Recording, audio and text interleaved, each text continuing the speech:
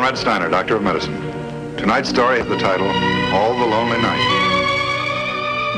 Guardian of birth, healer of the sick, comforter of the aged.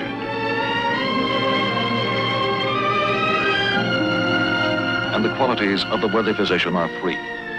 The eye of an eagle, the heart of a lion, the hand of a woman.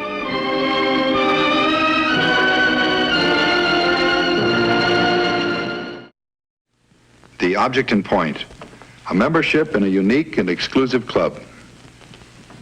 The case in point, Helen Varecka. She's 27 years old, unmarried.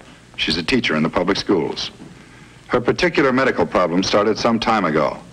It has now progressed to a most critical point. As a matter of fact, it now threatens her very life. But Helen Varecka she doesn't seem to care one bit. Her fondest hope is to die. The sooner the better.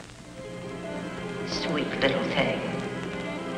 Poor worried little thing. Poor Helen. Yes, so worried. So serious. And her sister, so charming, happy-go-lucky. But poor Helen, like a monkey, like a sad, nervous little monkey. Poor worried little thing. Has the family been notified yet? No living relatives.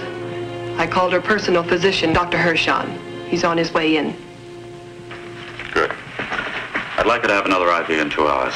The same, 5% glucose and water. Yes, doctor?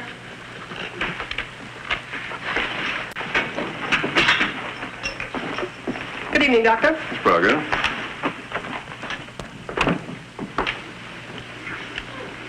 Sorry to break up your evening, Dr. Hershon. Hope you found time to finish dinner. I got through the main course. How's she making out? Not much change since I spoke to you on the phone. She's going to need more whole blood, that's for certain. I've ordered up 4 units. She's not very cooperative. Won't communicate at all. Helen, how are you feeling? Helen, are you feeling better now? Why did you come? To help you. I've been through all that. I don't want any help. I understand how you feel. You do not. Nobody understands. You're sick, Helen. You're not going to get over this by yourself. More pain? Has she had anything for pain? Morphine, grain, a quarter, 3 hours ago. Another quarter grain of morphine to start. Something to ease the pain, Helen. I'll be back to see you in a few minutes.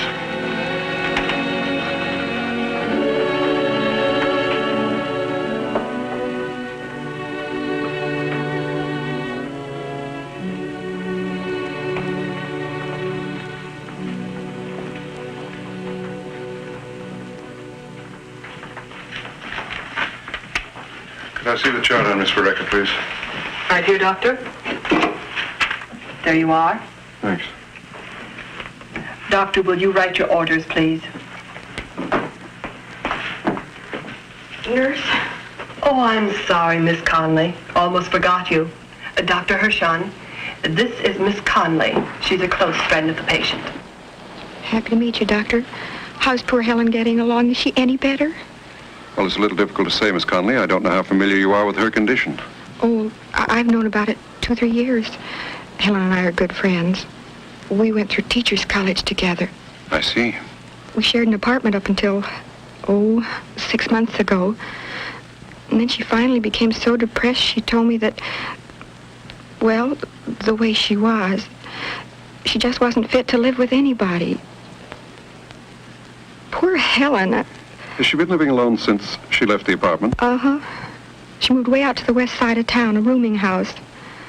She had to quit her job, live off her sick leave compensation. She won't see anybody, won't answer the phone. Lanity says she hardly ever leaves the room. Not very encouraging. There's no other way? She has to have the operation? She should have had surgery 3 months ago.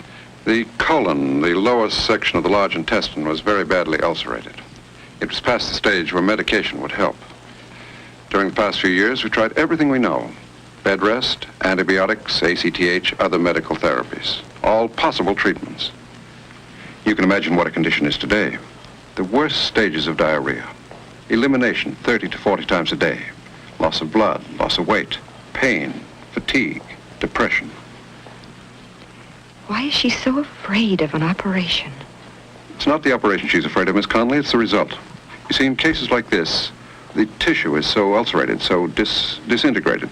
The entire colon and the rectum must be removed. Oh, my.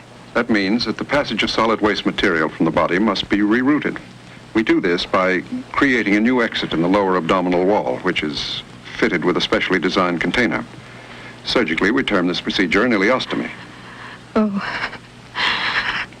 I guess that would be pretty hard to accept.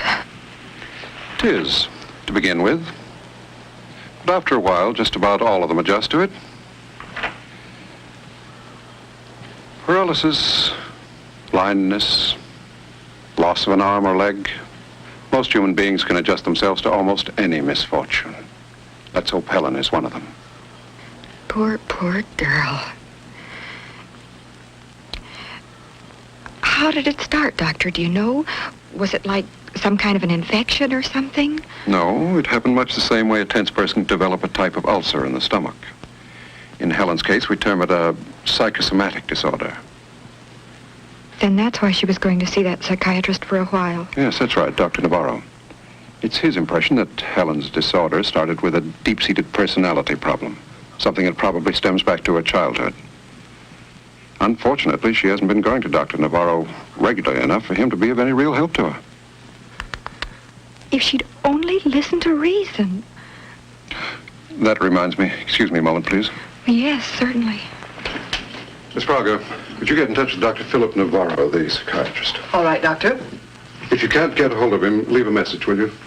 I'd like to have a consultation with him about Helen Vereka as soon as possible. Yes, Doctor. Doctor, I don't want to make a pest out of myself. There's just one more thing I wanted to ask. Certainly, Miss Conley. What if Helen keeps refusing to have the operation? Suppose she won't change her mind. Well, there's nothing we can do. We can't force her to submit to surgery. Then it's all up to her. Either she has the operation or...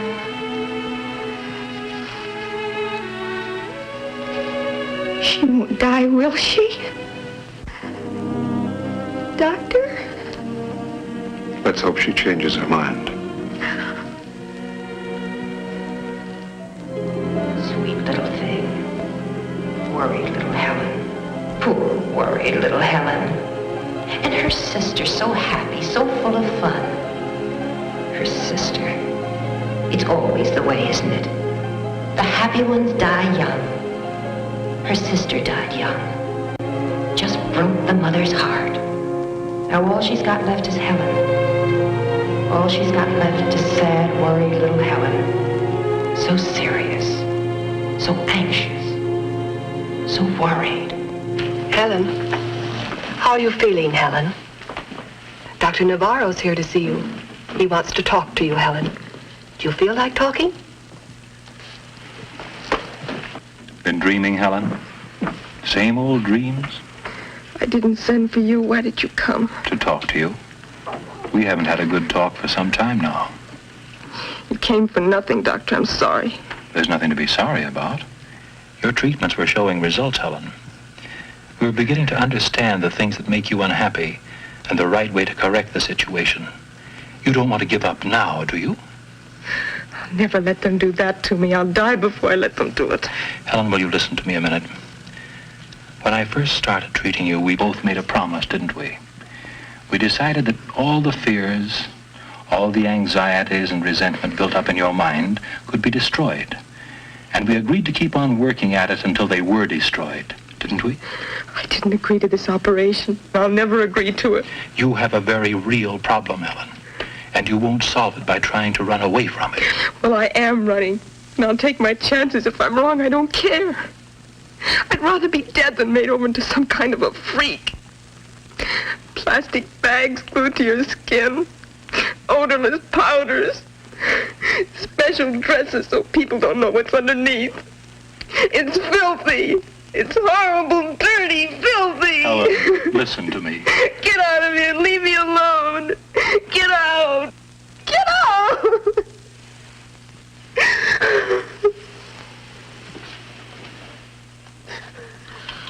luck at all? Nothing. I'll try again after a while. I just can't seem to get through to her. I don't know how much longer we can keep her alive without surgery. Dr. Hirschon standing by? Yes, he's up on 9 catching a little rest. Like some more coffee? No, thanks. Certainly is a stubborn one, isn't she? She's absolutely sure an ileostomy is the worst thing that can happen to her. Uh-huh. And yet Dr. Hirschon was telling me that he hasn't had a patient yet that didn't finally adjust to the situation after surgery. That's usually the problem. After surgery, they don't find it half as bad as they imagined. What about her primary emotional problem? It began in her formative years, apparently. Helen was retiring because she considered herself plain. She was always trying to compete with her older sister. Helen was ambitious, really a perfectionist. Physically, she could never hope to accomplish all of her ambitions.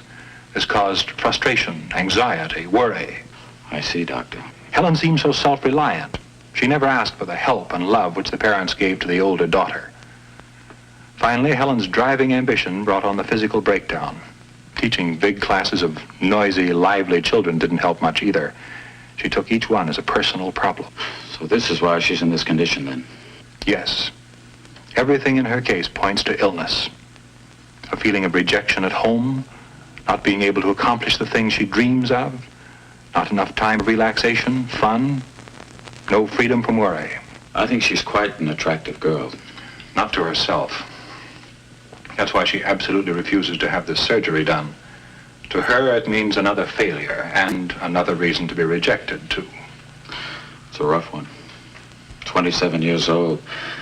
She hasn't had much of a life.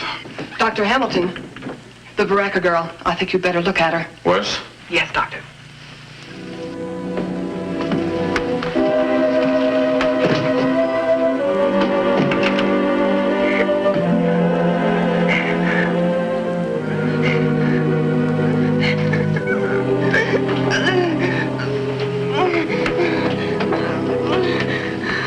Keep your arms still, dear. You'll pull the needle out.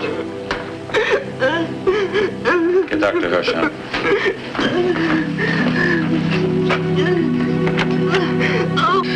I can't stand it. For God's sake, stop it. Easy, Helen. Easy now. Everything's gonna be all right. Oh, stop it. Please make it stop.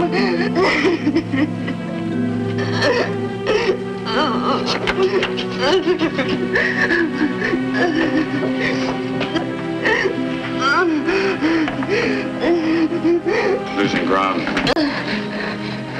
Breathing's getting difficult and shallow. Pulse is fast and weak. She can't keep alive on transfusions. Oh, stop it. Oh, my stomach. My stomach. Won't somebody please make it stop? Helen, listen to me. We can stop the cramps, all the pain. Do you understand? We can stop the pain now. Oh, please. Please stop it. We will. You'll never have it again. But you have to help us, Helen. We need your help. I can't help. You can. But we must have your consent to operate. And we have to operate to stop all this. Will you say it's all right? Do we have your consent to operate? No. No, you can't. No, no operation. Helen, listen to me. No. Stop the pain. That's all. Stop the pain. Stop the pain.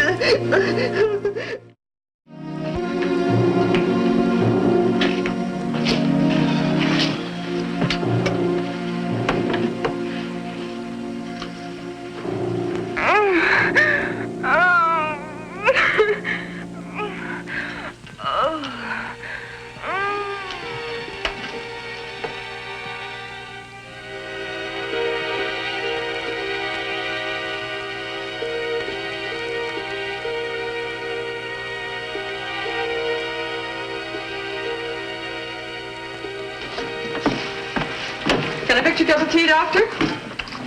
No, thank you. How's Dr. Hirschon doing? He's still trying. We're prepared for surgery just in case. You have the correct time? Yes, it's 10 to 4.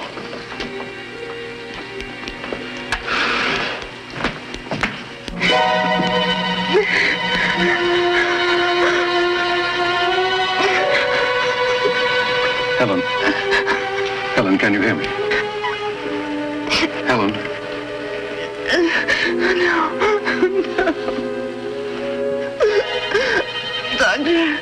Doctor. What is it? I'm right here. No more. No more. Do it. Anything. Operate. Please operate.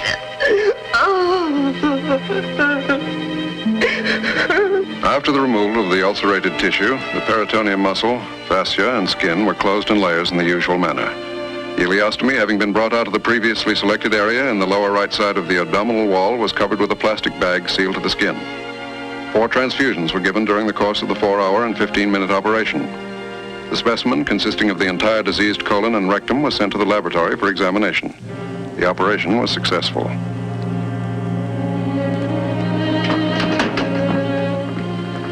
Well, one thing's for certain, Helen. It's beautiful weather for your first day out of the hospital. Is it?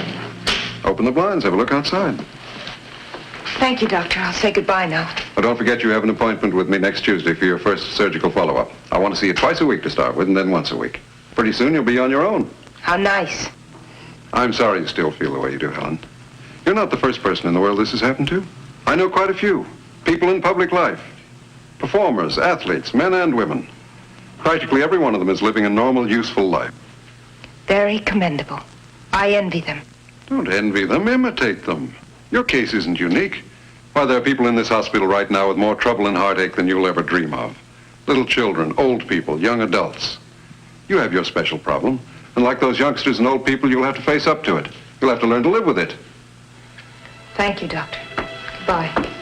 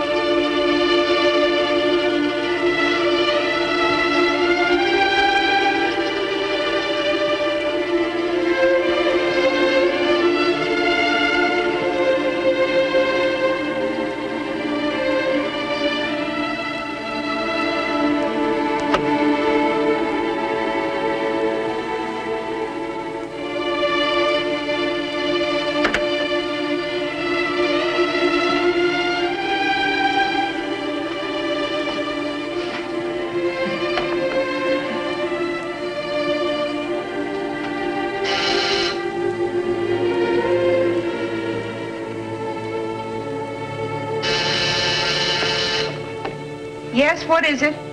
Miss Vareca?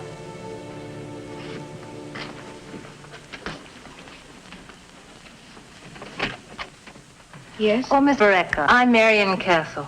I'd like to talk to you for a minute, if you don't mind. What about? What do you want? Well, it'll only take a few minutes. It's personal. May I come in, please? Well, I'm sorry, but I'm not feeling too well today. What is it you want? Well, I'm a friend of Dr. Hirschon's. Please, I've come quite a long way to see you. Please, may I come in?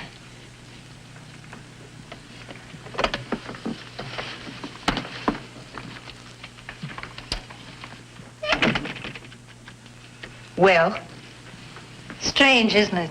The way we behave at first. What are you talking about? I started painting pictures all by myself in the back room. Of course, I couldn't draw for sour apples, but that didn't faze me. My first masterpiece was a portrait of myself. You should see it. Looks like an old witch on Halloween. All that's missing is a broom. I'm sorry, Mrs. Castle. I'm busy. What do you want? Two things, Helen. But first of all, I'd like to talk to you about your operation. You know the standing joke. Women love to compare operations. Very funny joke. Would you mind leaving, Mrs. Castle? Oh, come off it, Helen. Let down the hair for a few minutes, will you? It's been over 2 months since your operation. It's about time you shook loose and started living again, isn't it? Look, Mrs. Castle, I mind my own business. Why don't you do the same? Haven't you got enough to keep you busy? I have more than enough, Helen. I have a husband and 3 boys and a little 2x4 chicken ranch. I'm a plain old housewife 90% of the time. But every once in a while, I trade in my blue jeans for a dress and try to act like a clubwoman. That's Dr. Hirschon's idea. He loves to manage people's lives, doesn't he? Only when he thinks he can help them. You see, the doctor and I are trying to form a little club here in town, and we'd like you to be one of its charter members. I'm not a joiner. I like my life the way it is. Now, would you go, please, Mrs. Castle? I'm busy.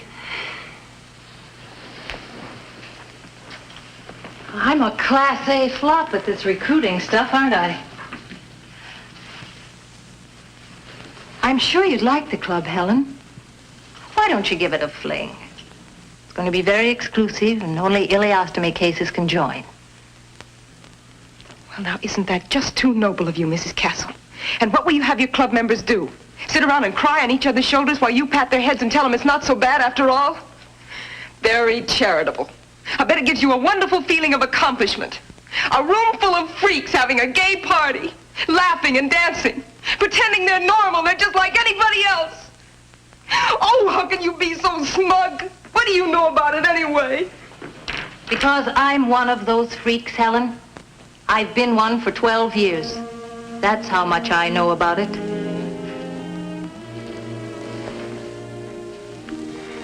12 years? The very same operation you had, and I felt just as bad as you do right now. Everybody does. Look, forget the dramatics, Helen. I'm simply asking you to join us tomorrow night. I think you'll get a kick out of it. I think it'll help you. There'll be, about a dozen people there, all ileostomies. Think it over, won't you? We'd love to have you come. I don't think I can make it, but thanks anyway. Well, I'll leave the address just in case. It'll be around 8 o'clock. Goodbye, Helen. Nice meeting you. Goodbye.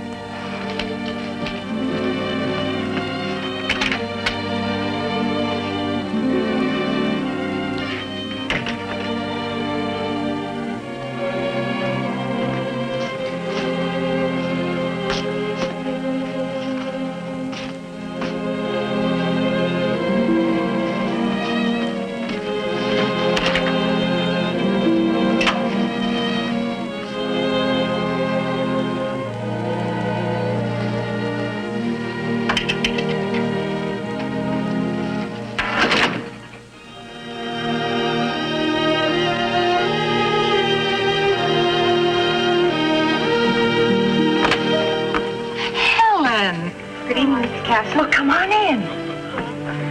Helen, I'm glad you could come. Oh, my doctor. I hope I'm not late. No, the party's just beginning. Just a minute, everybody. I want you to meet a friend of mine. She's one of the charter members of our club. This is Miss Vereca, ladies and gentlemen. Miss Helen Vereca.